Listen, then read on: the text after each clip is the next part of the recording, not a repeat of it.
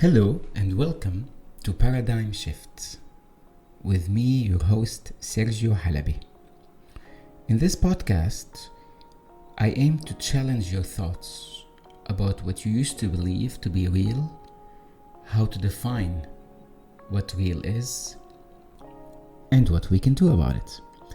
Now, this episode will be more of an introductory episode where we will talk about the nature of reality, how it became a very important topic for me, how it had led me through a journey of research and study, and how it opened my eyes to more concepts that are usually not really talked about, considered taboo, maybe considered on the fantasy side, but we will try as much as we can to ground them, take experiences from people that I have met, I have talked to, or just general research that I have done. So let's not waste any more time, and we dive right into the first episode, which is the nature of reality.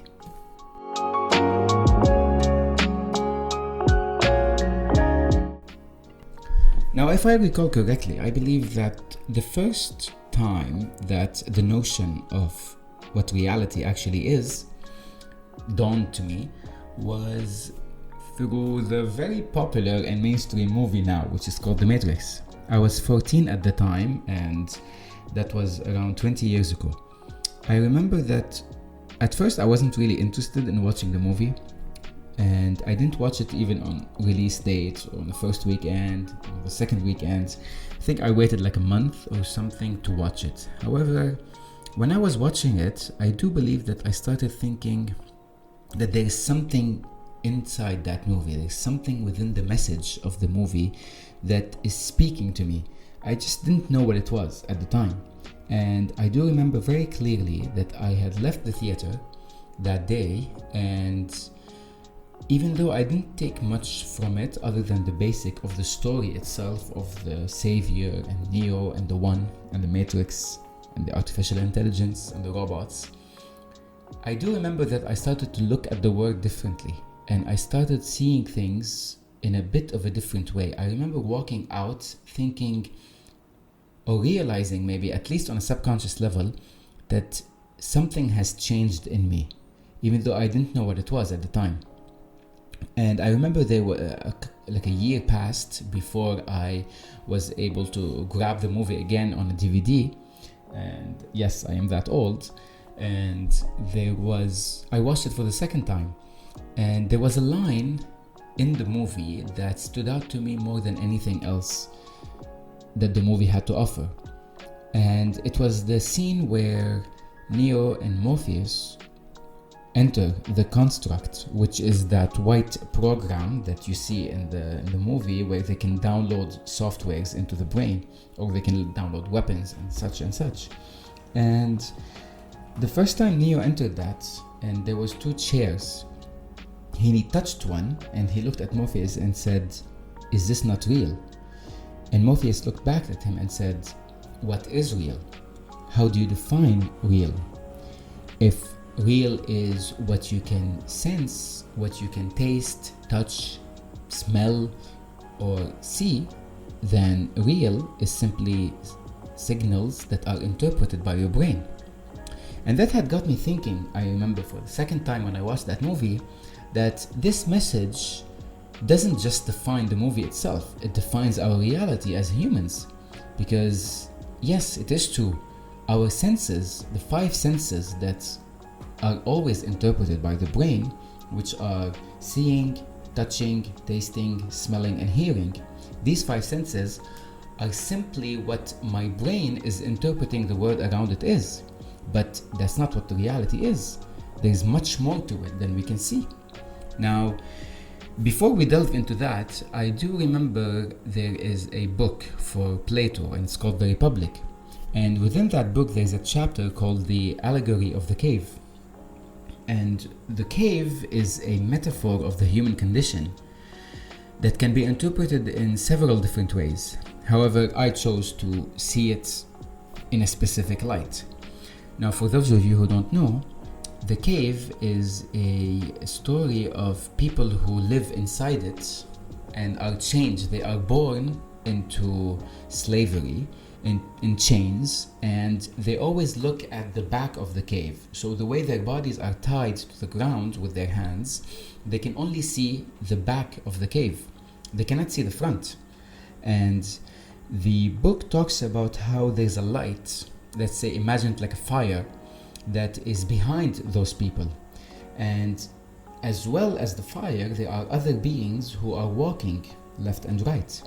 Now, the people who are tied with the chains, they can only look at the back of the cave, and what they see are shadows of those people walking behind them. And it talks about how we as humans, this is how we perceive our reality. And there's a part of it where it talks about some people who are able to break free from the chains, and they look around and they see other people who are stuck as well, but when they look behind them, they can see the light. And it is so beautiful and so overwhelming to finally see what reality actually is, that they turn around to their friends who are still in captivity and try to tell them, why don't you break from your chains and look behind with me? Because what you're looking at, which is the shadow, is not real. This is simply a shadow. The reality is the light behind us. But those people are so fascinated by the shadow, because that's all they knew. This is the only reality that they have ever been exposed to, that they start fighting for their own captivity, and they start claiming that whoever turns around and looks is crazy, and they shun them away from society. Now, this story basically can be interpreted in many different ways. You can look at it from a society point of view, where some people try to break traditions, some people try to break peer pressure, and so on and so on. However, the way I saw it was more related to the nature of our reality, and how the truth is that we as humans, and basically every other species within the third dimension, we can only see fractions or shadow of what reality actually is. This plays into the very, very famous philosophical question that I read in my first year of university when I was taking a philosophy elective course. The question goes as follows: if a tree falls in the woods and there is no one next to it to hear it, does it make a sound? Now, when you first think about the question or the answer, it would be very easy or simple. Of course it makes a sound. What kind of question is that? However, this is a question that has basically been the basis of philosophy for centuries, and I don't think anyone has actually been able to answer the question, because it has so many different interpretations and so many different answers. The way I see it is that before we answer this question, before we answer whether the tree makes a sound, we have to ask ourselves, what is a sound? And a sound is simply vibrations. When two objects meet at a certain force, they emit this vibration. And this vibration is released into the air, and once it's picked up by a device that can interpret it, it becomes a sound. That device is usually our ear. The ear picks up this vibration, sends it into the brain, and the brain understands that what I just picked up is a sound. That means that in terms of what the nature of a sound is, it is simply vibrations. But it only becomes a sound when someone is next to it to interpret it. That puts a spin on a lot of things when we want to actually delve deeper into it. Now, we also know about the visible spectrum, for example, that we as humans can perceive light from 430 terahertz until 770 terahertz. This is the light that is emitted by our sun. Now, we know now, of course, that there's a lot more to this light, and there's a bigger frequency that actually is emitted, but we as humans and the eyes that we have possess can only see from 430 till 770. And 430 is basically the violet or the purple, and 770 is the red. And the entire rainbow of colors is within that spectrum. This is why it's called the visible spectrum, because this is the only thing that we can see. However, that is not what other species can see. We know about a lot of different species that can see at a much higher spectrum and at a much lower spectrum. What does that mean when it comes to the nature of reality? That means that not only are there things that we are incapable of perceiving, but we define our reality only on the things that we perceive, and not more than that, which means that the reality exists outside of our spectrum, whether it is a visible spectrum or auditory spectrum, even on taste, smell, or touch. All these frequencies that are being emitted towards us, whether they come from the sun, whether they come from different vibrations, anything that is around us is always emitting vibrations. That is the actual nature of reality. It's vibrations. And our brain can only function at a specific spectrum that we have come to call reality. So within that notion, this leads us to think about everything that exists outside of our spectrum. How much is there really out there that we are incapable of perceiving? This reality check, if you want, also applies to different species. And let's talk about something so simple as an eagle, for example. Now, an eagle, in order to be able to hunt the way it does, it needs a specific sight, and that is what is called the bird's eye view. Now, I'm sure you've seen a lot of photography that are called bird's eye view, and you see it's sort of this concave image, where at the edge it's more focused in the middle, and at the edge it's more concave. Now, with that said, this helps the eagle hunt better. It can catch prey in a better way. It can locate different animals in a better way. But from the psyche of an eagle, from the persona of an eagle, this is what reality is. So basically, reality to an eagle is actually concave. That's how the brain of the eagle perceives things. It doesn't know anything else. It does not know that you can see something in a different way, and you can see it through a bird's eye view. So to an eagle, that's what reality is. We know that dogs, for example, we used to believe before that they can only see black and white, but now we know that they can see a bit more than that. They can see a little bit of the spectrum that we are able to see, but not all of it. And there is still the black and white that they can see, which means that their own reality is made of that spectrum that they can see. Even the smell, for example, how many smells a dog can sense. That means that their reality is made of a lot more smells than our reality does. Now, knowing that, this could lead us into a lot of amazing places, actually, and this is something very fascinating to me, and I feel that it's something that can help us understand certain things that we weren't able to understand before. Now, before, and when I talk before, I mean maybe centuries ago or thousands of years ago, basically our ancestors were much more focused on the physical world. They wanted to survive the physical world, and they did not have time to look at what is out there or to think metaphysically. There's a joke I heard once in a TED Talk, and basically it goes like, why didn't our ancestors think of the metaphysical world?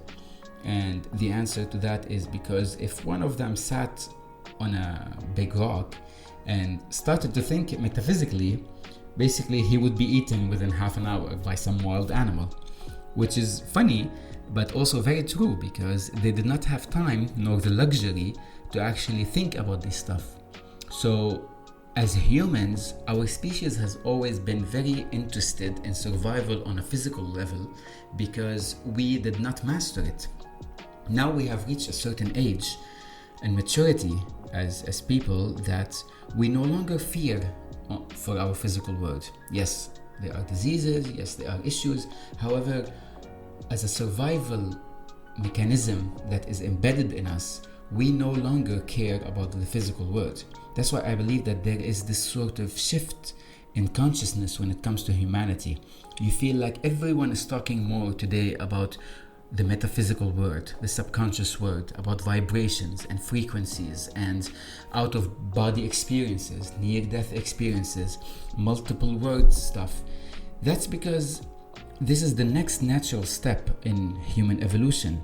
We have quote-unquote mastered the physical world. We no longer care about where we are gonna sleep at night because we have a bed. We're no longer gonna worry about how to hunt for food because we can just go ahead and buy it. So our focus is not on our physical survival anymore. It has shifted more into the mental survivability. And that to me is very exciting, and I believe that we are living in very exciting times. And me creating this podcast is a sort of a nod to this shift that we are going through, to this consciousness awakening, if you want, that humanity is going through.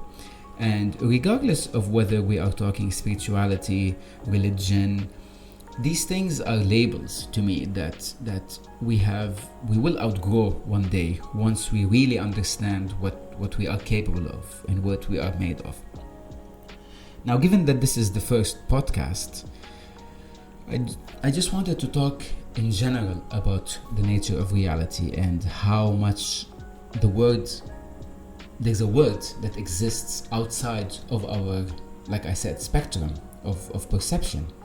And I hope that in future episodes I'll be able to discuss more deeply about certain experiences and certain aspects of our existence that are not usually talked about, like I said. So I'll be covering topics like near-death experiences, out-of-body experiences, which I have went through myself. I'll be talking about the many-world theory, which is one of the most interesting topics to me. I'll be talking about the Mandela effect and the theories I have around it, and many other things. So I hope that you will go on this journey with me, and this is something that I'm really looking forward to. Thank you for listening to my first ever podcast of Paradigm Shift. And you can get this podcast on any site of podcast that you get: iTunes, Spotify, Google Podcasts. And I'll be also uploading this to my YouTube channel, Paradigm Shift. It will be simply an audio for now. Hopefully in the future it will be more than that. And also, if you enjoy this podcast, please go ahead and support me on my Patreon page, which you will find on my YouTube channel, or you can search for Paradigm Shift Podcast. So thank you so much, and I'm very excited to take this journey and this new experience with you, and I cannot wait to see where it will lead. Thank you, and until next time.